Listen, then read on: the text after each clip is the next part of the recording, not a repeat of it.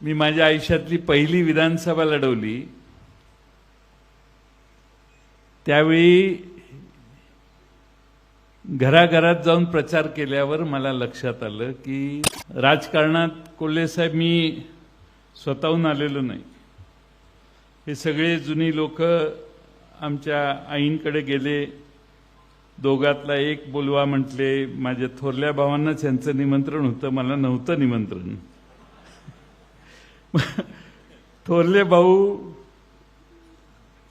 रोजीरोटी कमवणारे आहेत आणि मी मोकळा आहे, म्हणून माझी आई म्हटली जा 2-3 महिने राहा आणि ये परत। म्हणून मी एक बॅग घेऊन आलो आणि मी सारखं सगळ्यांना म्हणतो मी एक बॅग घेऊन आलो, मी कधी जाईन। आठवतं का? राजकारणामध्ये अनेक चांगले वाईट कटू संघर्षाचे दिवस मागच्या 40-41 वर्षात आम्ही सगळ्यांनी पाहिले।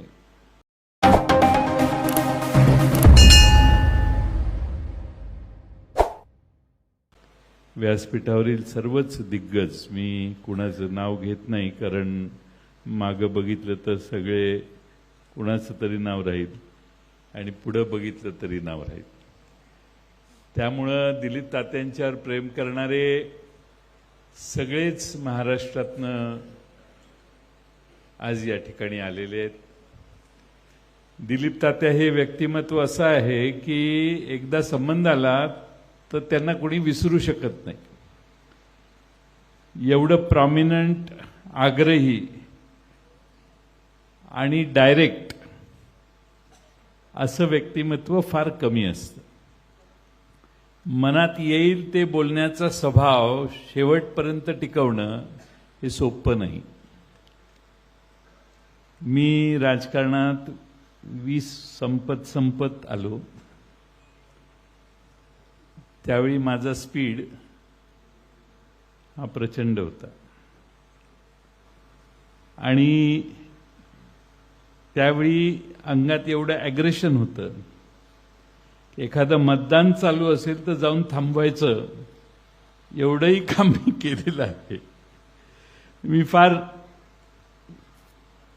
ॲग्रेसिव्ह होतो। पण जसे दिवस गेले, जसा कालावधी गेला तसं तात्यांचं ॲग्रेशन टिकलं, माझं हळूहळू मऊ झालं। मी माझ्या आयुष्यातली पहिली विधानसभा लढवली त्यावेळी घराघरात जाऊन प्रचार केल्यावर मला लक्षात आलं की साखर कारखान्याचं वर्तुळ फार लहान आहे, त्याच्या पलीकडे जग फार मोठं आहे आणि 2 वर्षांनी मी साखर कारखान्याचा राजीनामा पाठवला। राजकारणामध्ये अनेक चांगले वाईट कटू संघर्षाचे दिवस मागच्या 40-41 वर्षात आम्ही सगळ्यांनी पाहिले। पण दिलीप तात्यांनी कायम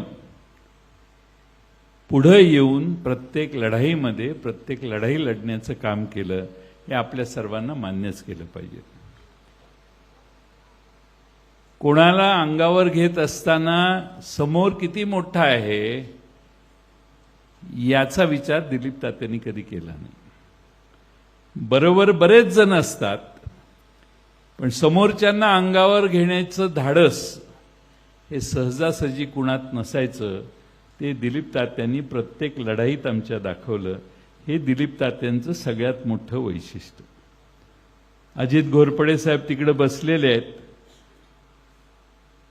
विश्वासराव दाजी निवडणुकीला उभे होते, त्या प्रचाराला अजित घोरपडे साहेब, दिलीप तात्या आणि आमचे आणखीन एक दुसरे नेते हे सगळे आले। गावानं अंगावर दगडफेक केली, घरावर दगडफेक केली, घर बंद करून बसावं लागलं, पण त्यातनं अजितराव घोरपडेंनी यांना आणि दुसऱ्या नेत्यांना बाहेर काढायचं काम केलं। असे अनेक प्रसंग आहेत ज्यामध्ये दिलीप तात्यांनी संघर्षात स्वर्गीय राजाराम बापूंची साथ कधी सोडली नाही। आणि असे अनेक प्रसंग आहेत की माझ्या आयुष्याच्या राजकारणाच्या सुरुवातीला संघर्षाचा काळ होता, त्यावेळी दिलीप तात्यांनी फार अग्रेसिव्ह भूमिका मांडली। राजकारणात कोल्हे साहेब मी स्वतःहून आलेलो नाही। हे सगळे जुनी लोक आमच्या आईंकडे गेले, दोघातला एक बोलवा म्हटले. माझ्या थोरल्या भावांनाच यांचं निमंत्रण होतं, मला नव्हतं निमंत्रण. थोरले भाऊ रोजीरोटी कमवणारे आहेत आणि मी मोकळा आहे, म्हणून माझी आई म्हटली जा 2-3 महिने राहा आणि ये परत. म्हणून मी एक बॅग घेऊन आलो आणि मी सारखं सगळ्यांना म्हणतो मी एक बॅग घेऊन आलो, मी कधीही जाईन. आठवतं का? पण त्या सगळ्या काळात दिलीप तात्या हे सगळ्यांशी भांडायला सगळ्यांच्या पुढे असायचे. आणि त्यामुळे माझ्या राजकारणाची सुरुवात पावी जगताप, पांडुरंग विठोबा जगताप हे आमचे मार्गदर्शक. एकदा मी सकाळी हायवेनं तिकडनं मुंबईहून आलो, सगळ्या भिंती रंगवलेल्या होत्या. उद्याचा सूर्य जयंत पाटील. मी 21 वर्षाचा हो. यांना फोन केला, म्हटलं काय घरी गेल्यावर इथं, त्यावेळी मोबाईल नसायचे. नाही म्हटले आम्हीच रंगवले, तुम्हीच आमची उद्याची स्वप्न बघायची व्यवस्था आहे, त्यामुळे तुम्हीच तुमच्यासाठीच आणि आता तुम्हीच पुढे आलं पाहिजे. छोटे छोटे प्रसंग आणि अनुभव आणि आठवणी एवढ्या आहेत की मी ज्यावेळी पुस्तक लिहीन तर ह्याच्यापेक्षा माझं पुस्तक चांगलं असेल.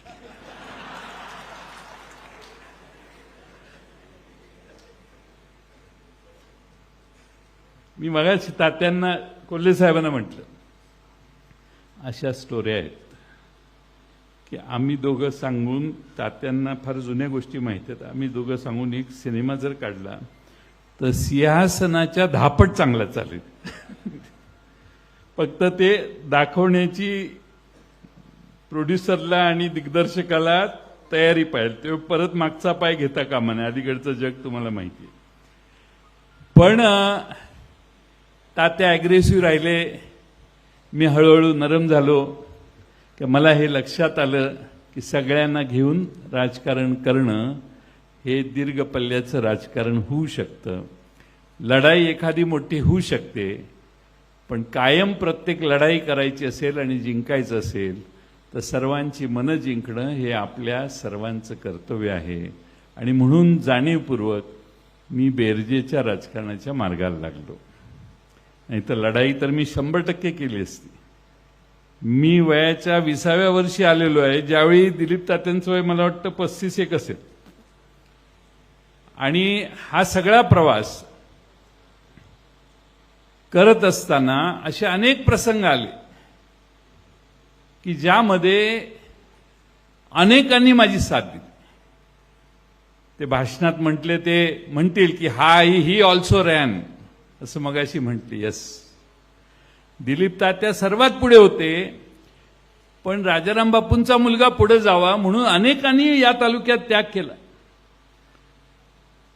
तुम्हाला कोल्हे साहेब सांगतो, एवढी विलक्षण शिंदेसाहेब माणसं या तालुक्यात होती, त्यांची एवढी प्रचंड निष्ठा राजाराम बापूंच्यावर होती.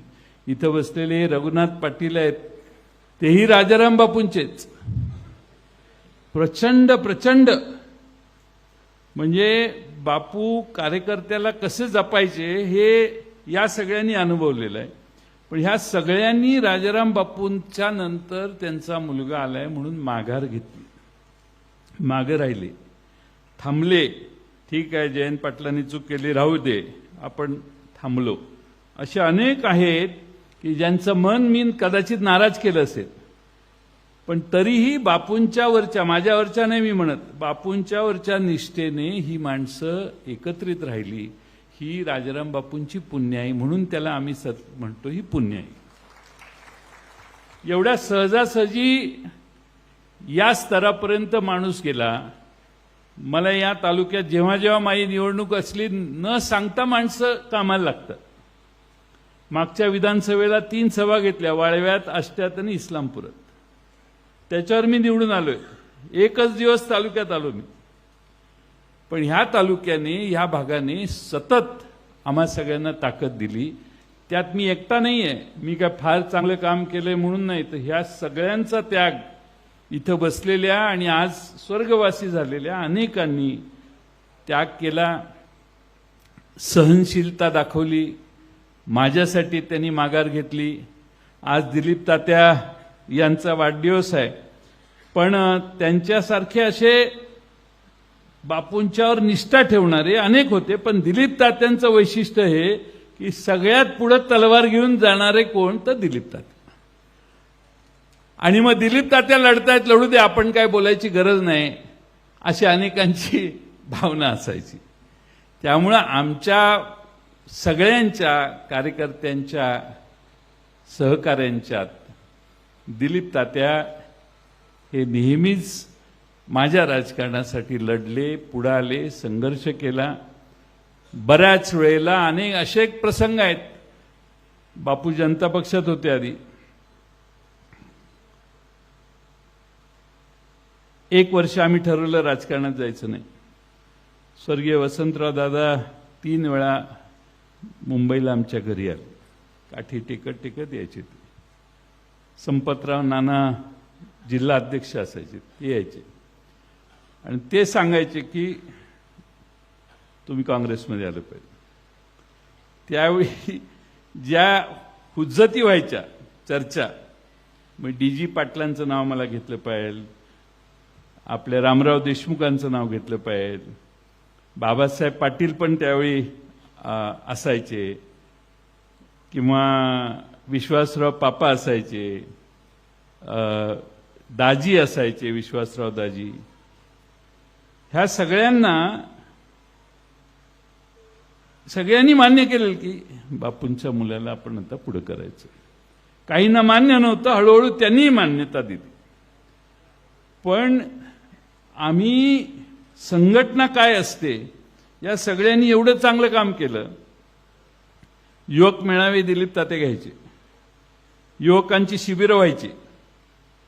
राजेश पायलट एकदा इथं आले, त्यात फोटो आहे दिलीप तात्यांचा आणि राजेश पायलटांचा. राजेश पायलट AICCच्या दिल्लीच्या मीटिंगमध्ये जाऊन सांगितलं की काँग्रेस पक्ष जर आपल्याला वाचवायचा असेल, म्हणजे वाढवायचा असेल, तर वाळवा तालुक्यातली काँग्रेस कमिटी कशी चालते हे तुम्ही जाऊन बघून या. मला पवारसाहेब पाटणला आले होते 4 दिवसांनी. मला म्हणते त्या राजेश पायलटवर काय जादू केली जयंत? म्हटलं काय झालं? ते लय कौतुक करत होता तुमच्या काँग्रेस कमिटीचं. सांगण्याचा मतितार्थ असे अनेक सहकारी सवंगडी आपल्याबरोबर राहिले, काही बाजूला गेले, काही परमेश्वराकडे गेले.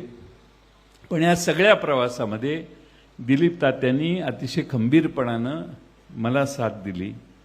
भावाप्रमाणे माझ्या मागं ठामपणाने राहिले आणि त्यामुळं अनेक कामं सुकर झाली. अनेक कामं ही आम्हा सगळ्यांना संघटितपणानं पुढं करता आली. आज ते म्हणतायत मी निवृत्त झालो, पुस्तकातही शेवटी लिहिलेलं आहे निवृत्त झालो. पुस्तक वाचण्यासारखं आहे. फिडेल याचा अर्थ निष्ठा, आणि निष्ठा ठेवली तर काय होतं हे पहिल्याच पानावर लिहिलेलं आहे.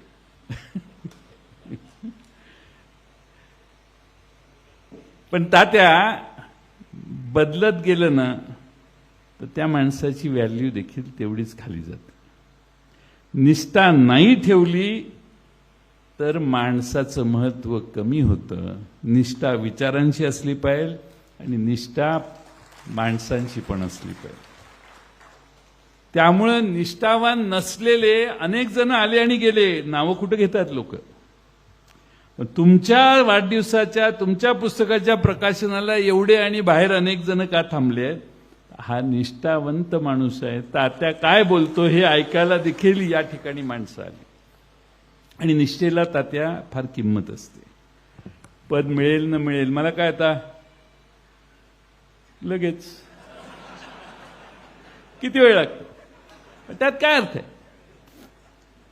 निष्ठा मलाही कळते. तुमच्या ज्या वेदना आहेत त्या माझ्याही मनात वेदना आहेत. तुमच्या मायाबद्दल आहेत.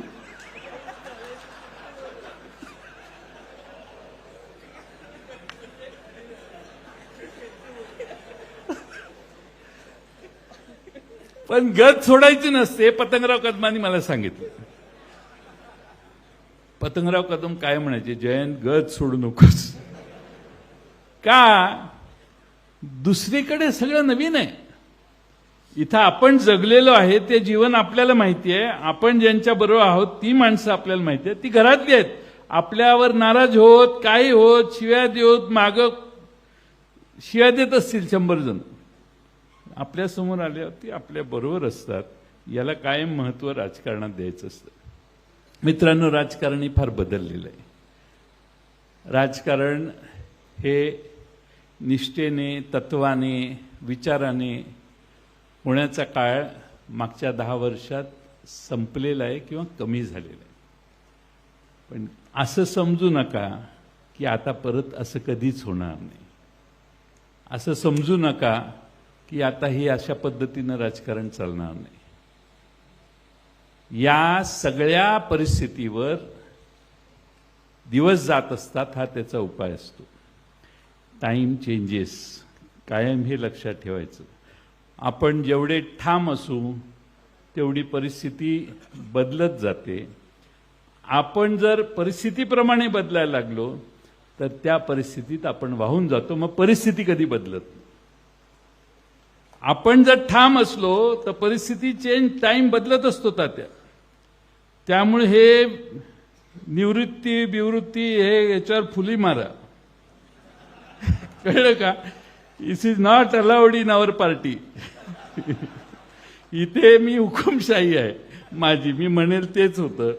पण हे यांनी परस्पर कारभार केलेला आहे आणि ट्विट करून निवृत्ती घेतली. आता शशिकांत शिंदेना सांगितलं हे तुमच्यासाठी माणूस दिला. शशिकांत शिंदे डबल स्पीडनं काम करणार. त्यामुळं निष्ठा ह्याला फार महत्व आहे. निष्ठेला जी व्हॅल्यू आहे तात्या ती दुसऱ्या कुणालाही नाही. त्यामुळे पहिल्या पानावर तुम्ही लिहिलेलं वाक्य दिसतंय ताई, दॅट्स रॉंग. निष्ठा कधी कधी बुडल्यासारखी वाटते, पण पूर येऊन गेल्यावर त्या निष्ठेकडेच लोक बघतात. हे कधीही विसरू नका. आपल्याला सगळ्यांसारखं व्हायचं असेल तर उद्या सकाळी काय रोहित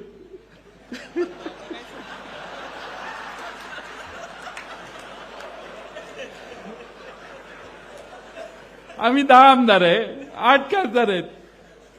पण अरे काय सबस्टन्स आहे की नाही तुमच्यात? आणि दुसरा प्रॉब्लेम तुम्हाला आमचा सगळ्यांचा कोल्हे साहेब सांगतो. हा जो कृष्णा काठ आहे ना, हा लय वेगळा आहे.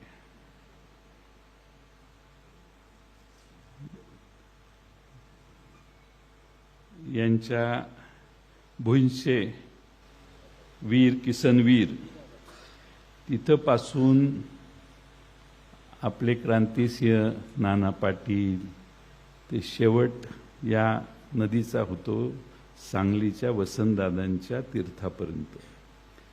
ही सगळी दिग्गज माणसं, मी अनेकांची नावं घेईन पण टाईम कमी आहे.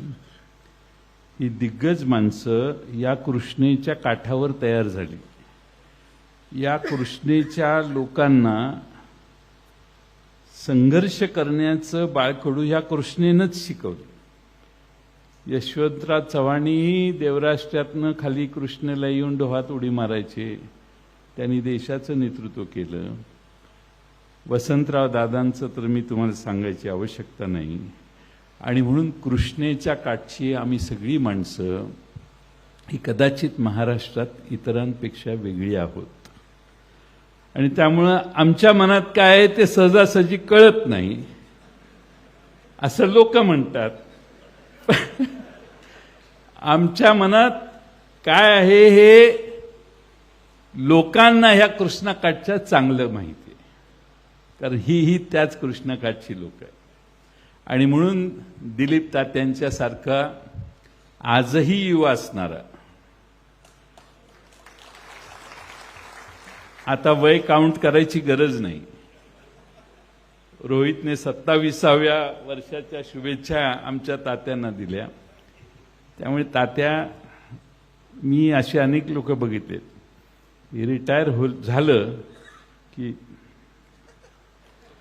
रिटायर नाही व्हायचं.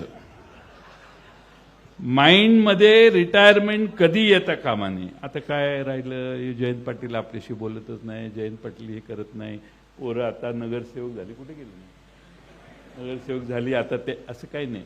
मुलांच्याकडे सोपवा तुम्ही, आमचं काय तक्रार नाही संग्राम बरोबर आणि क्रांतीप्रसादवर, पण तुमची रिटायरमेंट नॉट अलाउड. सगळ्यांनी हात वर करा बघू. बघा, त्यामुळं शेवटचं पान कॅन्सल. तुमची आम्हा सगळ्यांना गरज आहे. तुमच्या बरोबर अनुराधा वहिनींची देखील प्रचंड अशी तुम्हाला साथ होती. आणि मी बऱ्याच वेळेला म्हणायचो, तात्यांपेक्षा वहिनी फार हुशार आहेत. आणि वहिनींच्यात जे होतं त्या न बोलता तात्यांना साथ देत राहिल्या, पण त्यांच्यातही प्रचंड प्रतिभा होती, त्यांच्यातही विचार होते. विचारी स्त्री म्हणून आम्ही सगळे त्यांच्याकडे बघायचो. तात्यांची आई तर काय मला मुलाप्रमाणेच वागवायच्या. माझ्यावर प्रचंड, बापूंचा मुलगा म्हटल्यावर वाळव्याच्या त्यांच्या वाड्यात एवढी लगबग असायची त्यांची, हे दिलं का ते दिलं का. त्या आईंनाही आम्ही विसरू शकत नाही, गुरुजींनाही विसरू शकत नाही. आणि म्हणून आपली परंपरा कृष्णेच्या काठची लढायची आहे. आणि त्यामुळं लढत असताना तह केला तर समजू शकतो, पण तो तह परतच्या लढाईसाठी आहे हे कधी विसरू नका. आणि त्यामुळं आज तात्यांच्या नेतृत्वाखाली आम्ही अनेक वर्ष काढली. खरं तेच आमच्या पार्टीत पुढे होते आणि नेतृत्व होतं. बाकीच्या सगळ्यांनी वेगळ्या ठिकाणी पदाचं काम केलं. आम्ही तात्यांना काही, कोल्हेसाहेब फार काही देऊ शकलो नाही. जिल्हा मध्यवर्ती बँकेचे अध्यक्ष म्हणून काम केलं. राज्यात त्या संस्था त्या फेडरेशन होत्या. पण तात्यांनी जिल्हा मध्यवर्ती बँकेतही अतिशय परखडपणानं काम केलं. आमच्या तालुक्याला तात्या बँकेचे चेअरमन झाल्यावर, तालुक्यालाच नाही जिल्ह्यातही, अगदी विलासराव जगतापांचं जरी काम असेल तरी ते तात्या पार्टी म्हणून करणारच. आणि त्यामुळं तात्यांनी जिल्हा मध्यवर्ती बँकेत अतिशय प्रभावीपणानं काम केलं. आणि आज आपल्या सर्वांच्या समोर हे फिडेल हे पुस्तक आपल्या सर्वांच्या समोर प्रकाशन त्यांनी केलं. वाचण्यासारखं आणि त्यांच्या जीवनातल्या अनेक, हे चांगलं झालं. शेवटी तुम्ही, मी त्या लेखिकांनी तुमच्याबद्दल नाराजी व्यक्त केली, तुम्ही डाऊन प्ले केला. कारण पुढे आपल्याला अजून एकदा लिहायचंय. त्यामुळे त्यात बाकीचा उर्वरित कालावधी येईल. पण एक अतिशय चांगलं पुस्तक तात्यांनी या ठिकाणी आपल्या समोर आत्मचरित्रात्मक लिहिलं. त्याचा प्रकाशन सोहळा करण्यासाठी आमच्या पक्षाचे प्रदेश अध्यक्ष शशिकांत शिंदे साहेब सगळे कार्यक्रम बाजूला ठेवतो म्हटले आणि मी येणार आहे म्हटले. मी येतोच म्हटले. बाळासाहेब पाटलांचा आणि तात्यांचा जुना अनेक वर्षाचा स्नेह आहे. रोहित पाटलांच्या वडिलांचाही तात्यांचा फार जिव्हाळा, संपर्क फार चांगला होता. आमच्या अजित घोरपडे तर तात्यांच्या बरोबर राजकारणात बरेच वर्ष एकत्रित काम केले. आदरणीय शिवाजीराव नाईक साहेबांनी देखील तात्यांची सगळी कारकीर्द बघितली आहे. मागच्या अनेक आमचे अशोक स्वामी इचलकरंजीहून आले आहेत. ह्या सूतगिरण्यांची संघटना जी आहे त्या तात्या लीडर, त्यानंतर अशोक स्वामींच्याकडे ती धुरा आहे. आणि महाराष्ट्रातल्या सगळ्या सूतगिरण्यांना मदत करण्याचं काम ह्या दोघांनी फार वर्ष केलं. आणि त्यामुळे अशा अनेक गोष्टी आहेत की ज्या मी आपणा सगळ्यांना सांगून आपला वेळ घेणार नाही. आपली कमिटमेंट आहे 7 वाजता ह्या दोघांना कोल्हापूरला जाऊन विमान पकडायचं. आणि म्हणून मी जास्त वेळ भाषण करत नाही. पण हे सगळे दिग्गज मान्यवर इथं आले, त्यांचं मी आभार मानतो. आभार कोणीतरी नंतर मानणारच आहे. पण तात्यांना मी दीर्घायुष्य ते व्हावेत, त्यांची शरीर प्रकृती ठणठणीत राहावी आणि त्यांचं मार्गदर्शन आपल्या सगळ्यांना, जिल्ह्याला आणि आमच्या राजकीय पक्षाला देखील सतत मिळत राहावं अशी परमेश्वराकडे मागणी करतो. आणि तात्यांना वाढदिवसाच्या मनपूर्वक शुभेच्छा देऊन माझे 2 शब्द पूर्ण करतो. धन्यवाद साहेब.